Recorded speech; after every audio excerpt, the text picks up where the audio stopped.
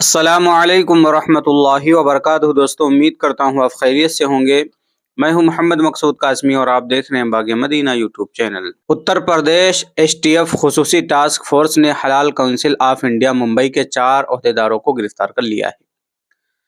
Police نے council کے صدر، جنرل سیکریٹری اور خزانچی کو حلال سرٹیفکیشن کے نام پر مبینہ طور پر پیسے بٹورنے کے الزام میں گرفتار کیا۔ گرفتار شدہ افراد کی شناخت مولانا مدثر، حبیب یوسف پٹیل، محمد انور خان اور محمد طاہر کے طور پر کی گئی۔ واضح ہے کہ اتر پردیش حکومت نے گزشتہ سال نومبر کے دوران ریاست میں حلال تصدیق شدہ مصنوعات کی تیاری، فروخت، ذخیرہ کرنے اور تقسیم کرنے پر پابندی لگا دی تھی۔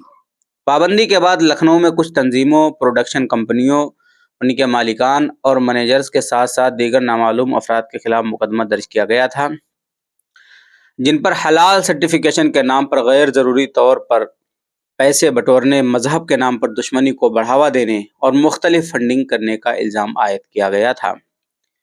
وہیں دوسری طرف عدالت عظمیٰ نے حلال انڈیا اور جمعیت علماء مہاراشٹر کے عہدیداروں کے خلاف کارروائی پر عبوری روک لگا دی تھی۔ سپریم کورٹ نے گزشتہ ماہ جمعیت علماء ہند حلال ٹرسٹ کے سربراہ مولانا محمود اسعد مدنی اور دیگر عہدیداروں کے خلاف کسی بھی کارروائی سے تحفظ فراہم کیا تھا۔ حلال مصنوعات پر پابندی کی نوٹیفیکیشن اور اس معاملے میں درج کی گئی FIR کو سپریم کورٹ میں چیلنج کیا گیا تھا، جس کے بعد گرفتاری وغیرہ پر عدالت نے پابندی لگا دی تھی۔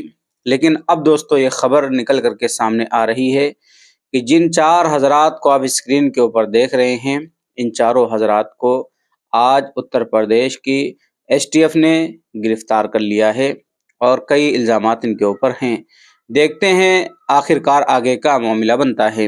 اللہ سے دعا کریں اللہ تبارک و تعالی ہمارے علماء کی اور جو بھی گرفتار ہوئے ہیں خاص طور پر ان کی حفاظت فرمائے اور جلد سے جلد انہیں رہا فرمائیں۔